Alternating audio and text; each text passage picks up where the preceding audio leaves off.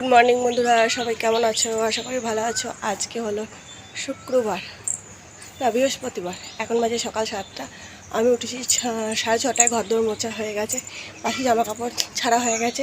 ওই যে মাখিয়ে রেখে দিলাম। এবার ফুল তুলবো ঠাকুরে। ফুল তুলে নিচে যাব। যারা চ্যানেলে নতুন, চ্যানেলটা সাবস্ক্রাইব করে নিও। আর যারা পুরনো বন্ধু আমার সঙ্গে আছো, আমার ভিডিও দেখার জন্য সকলকে ধন্যবাদ। তো চলো, আজকের দিন আমি কী করি তোমাদের সঙ্গে নিশ্চয়ই শেয়ার করব। দেখো, দুটো জামা পড়েছে।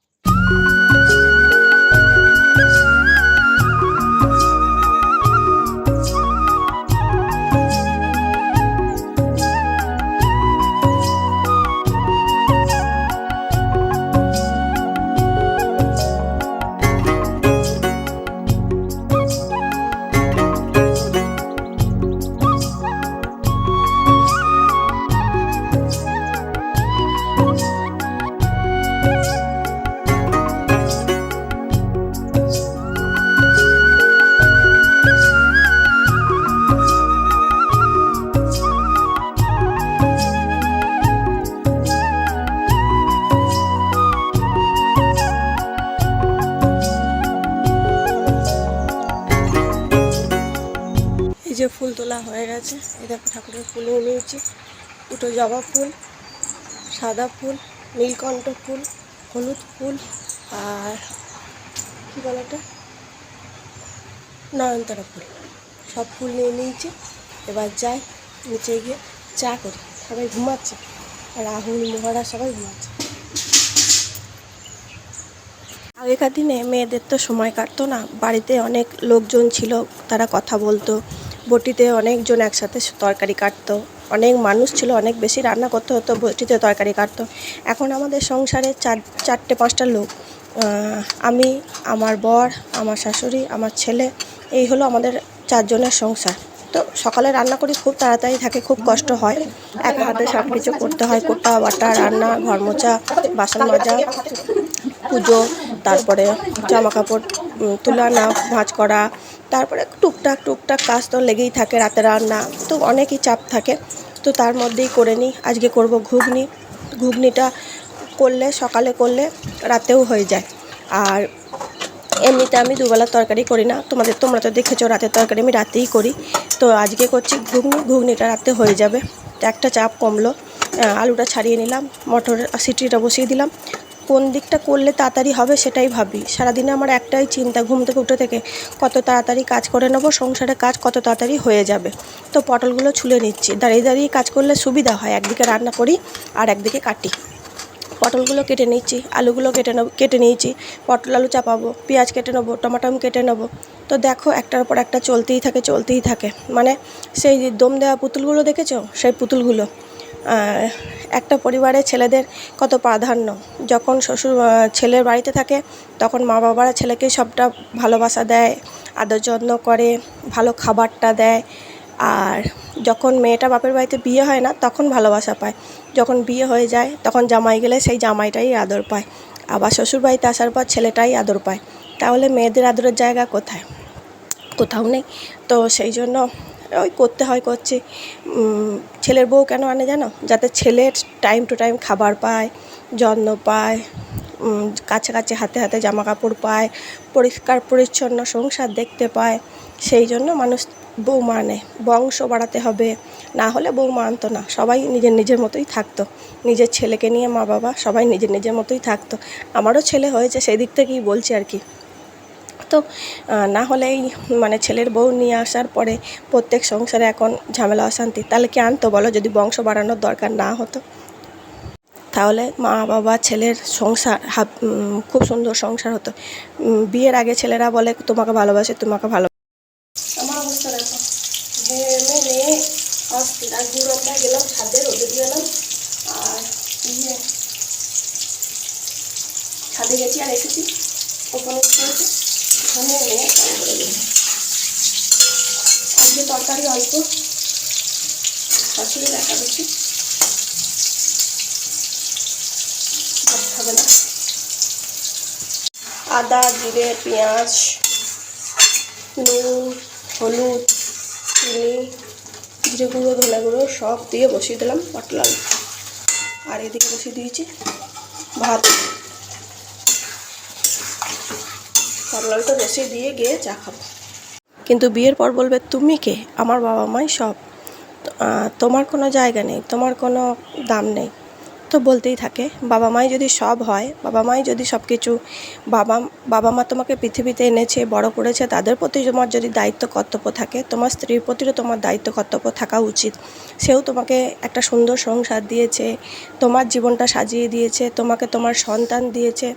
তো প্রত্যেকের উপরই প্রত্যেকের একটা না একটা অবদান থেকেই যায়। মা যেমন একটা এসে সংসার তৈরি করে, বউ এসে একটা সংসার তৈরি করে, সে তার একটা দুনিয়া তৈরি করে, সে একটা ছেলের জীবনটা গুছিয়ে দেয়, সাজানো গোছানো পরিপাটি এসে দেখতে পায়। তারপরে সেরকম তাকেও সম্মান দেওয়া উচিত, ভালোবাসা দেওয়া উচিত। একটা মেয়ে কখনোই ভাত কাপড়ের জন্য শ্বশুরবাড়ি আসে না। একটু ভালোবাসা, একটু বিশ্বাস, একটু ভরসা, একটু সম্মান, একটু তাকে যত্ন করা, সেগুলো সবাই দেখা উচিত। আমি ছেলেদের ক্ষেত্রে বলছি, মেয়েদের ক্ষেত্রেও বলছি, শ্বশুর শাশুড়ি। কালকে দুপুরে গরমের মধ্যে আমি করেছি গুড়াম, কারণ সবার গুড়াম করা হয়ে গেছে, তাহলে আমাকেও তো করতে হবে, তাই না? ও করছে মানে আমাকেও করতে হবে, সেটাই বড় কথা, তাই তো? আর এই হলো তেল আম। আমটাকে ওই হলুদ দিয়ে, নুন দিয়ে, লঙ্কা দিয়ে, সর্ষে বান্না দিয়ে অনেক কদিন ধরে শুকিয়েছি, সর্ষের তেল দিয়ে। তারপরে এটাকে অনেক কদিন শুকিয়ে বয়নে ভরেছি। এর মধ্যে তেল দিতে হবে একটু। আর এটা আগের বছরকার তেল আমের তেলটা আছে। তো এই হলো, এখনও তেল আম করতে হবে। চাপিয়ে দিলাম ঘুগনি, মটর আলু আগে থেকেই সেদ্ধ করে রেখেছিলাম। আর এদিকে চাপিয়ে দিয়েছি ডিম সেদ্ধ।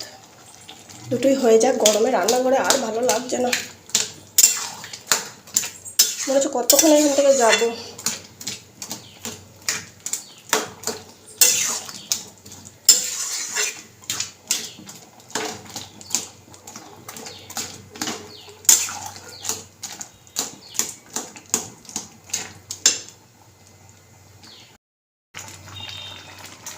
আমার অবস্থা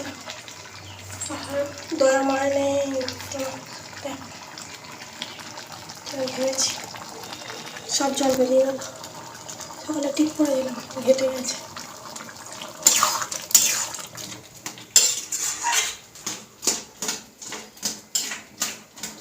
আলুগুলো একটু বড় বড় আছে, তাই একটু ঘেটে দিচ্ছি। আর ঘুগনিতে আলুটা বেশ মাখা মাখা ভালো লাগে। আগের দিন আলু সেদ্ধ করে চটকে দিয়েছিলাম।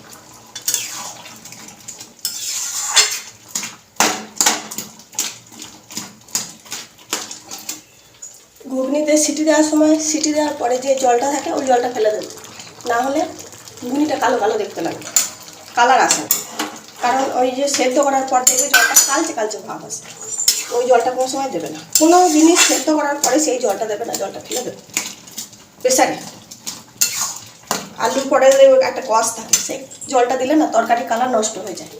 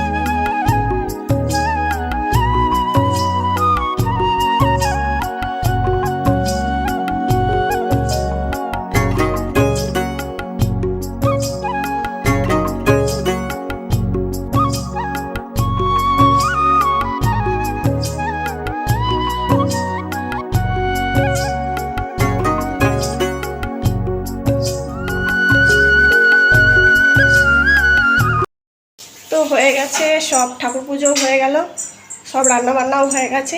এবার গেলন এই যে ঘুগনি আর মুড়ি নিয়েছি, এবার খাবো। শুধু খাটলে হবে, খাইতেও হবে, না খাইলে মেশিন চলবে না।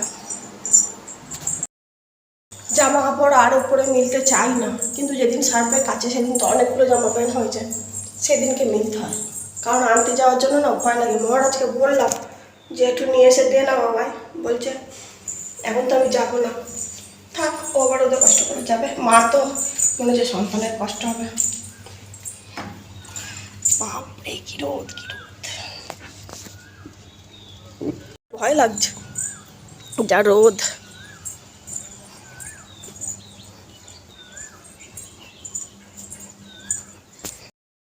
এলাকা সব জামা কাপড় তুলে নিচেই যাই, নিচে গিয়ে মেলে দিই গা। এসে বারান্দায় দিয়ে দিয়েছি, যেগুলো একটু ভিজে ভিজে আছে আর যেগুলো শুকিয়ে গেছে সেগুলো ভাঁজ করে নেব। বিছানার চাদরটা আর সায়াটা শুকিয়ে গেছে, একটু ভাঁজ করে নেব। আজকে দুপুরে ভাতের চাল ঠিকঠাক নিতে পারিনি, ভাত কমে গেছিলো, সেই জন্য মুড়ি আর ভাতে মিশিয়ে খেয়ে নিচ্ছি। একটু জল ঢালবো ভাতের মধ্যে, জল ঢেলে নুন দিয়ে, লঙ্কা দিয়ে, পেঁয়াজ দিয়ে আর একটু পটল আলুর তরকারি, ডিম এই দিয়ে খেয়ে নেবো। তো বেঁচে যাওয়া, কমে যাওয়া, ভেঙে যাওয়া, পড়ে যাওয়া এইসব জিনিসই তো মেয়েরা খায়। কাকে আর বলবো, চলো ভাতের চাল তো আমিই নিয়েছি, কাকে বলবো যে ভাত কমে গেছে, বলা যাবে না। ছেলেকে ভাত দিলাম, যে আমি বললাম যে আমার আজকে খেতে ভালো লাগছে না, আমি দুটো মুড়ি মিশিয়ে খাবো, বলাতে যাবে না যে ভাত কমে গেছে। তো সেই জন্য ভাতেতে মুড়িতে মিশিয়ে আজ খাচ্ছি, তবে ভালো লাগে খেতে। একটু ঠান্ডা জল ফ্রিজ থেকে বার করে নিলাম, বার করে ঢেলে নিলাম, দিয়ে ভাতের সঙ্গে মেখে নিলাম। এবার জল ঢালা ভাতের মতো করে নিলাম, বেশ খেতে ভালো লাগবে। তোমরা এরকম করে খেয়ে দেখো, যখন পান্তা খাবে পান্তার সঙ্গে দুটো মুড়ি মিশিয়ে খেয়ে দেখো, বেশি ভালো লাগবে। তো আমি একটু একটু করে, আজকে তো আলু ভাতে নেই, আমি তো পান্তা ভাত খাবো সেটা ভাবি নেই, করেছি পটল আলুর তরকারি। পটল আলু থেকেই আলু তুলে নিচ্ছি, তারপর পটল আলুটা খেতে ভালো হয়েছিল। পটল আলু থেকেই আলু তুলে নিচ্ছি, দিয়ে খাচ্ছি পেঁয়াজ লঙ্কা দিয়ে, বেশ ভালো লাগছে। আর গরম পড়েছে তো, গরমে হিজিবিজি রান্না ভালোও লাগছে না, একটু ঠান্ডা গরমের মধ্যে হালকা পাতলা খেতেই ভালো লাগছে। তারপরে সকালে খেয়েছি ঘুগনি মুড়ি, সেটা রিচ ছিল। দুপুরে এরকম খেয়েছি, অসুবিধা হয় না। আমার সকালের খাবারটা খিদেটা পায়, দুপুরে অতটা খিদে পায় না। মানে সকালে তো অনেকক্ষণ পেটটা খালি থাকে রাতে খাওয়ার পর, সেই জন্য খিদেটা পায়, কিন্তু দুপুরে অতটা খিদে পায় না। তবে খেতে হবে, টাইম টু টাইম খেতে হবে, নাহলে শরীরে এমনি অনেক ধরনের রোগ আছে, আরও রোগে ধরবে। আর রোগে ধরলেই কথা শুনতে হবে, সবসময় রোগ রোগ রোগ রোগ, আর নিজেও কষ্ট পেতে হবে। সেই জন্য খাওয়া দাওয়াটার অল্প খাও বেশি খাও সেটা কোনো কথা নয়, টাইমে টাইমে খেতে হবে। টাইমে টাইমে না খেলে গ্যাস অম্বল হবে, নিজেই কষ্ট পাবো। আমি চেষ্টা করি টাইমের মধ্যে খাওয়ার।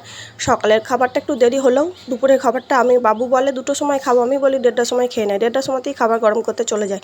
তো এরমভাবেই চলতে থাকে। পরে আর ভিডিও করা হয়নি। সবাই ভালো থেকো, সুস্থ, নিজের শরীর খেয়াল রাখো, টাটা।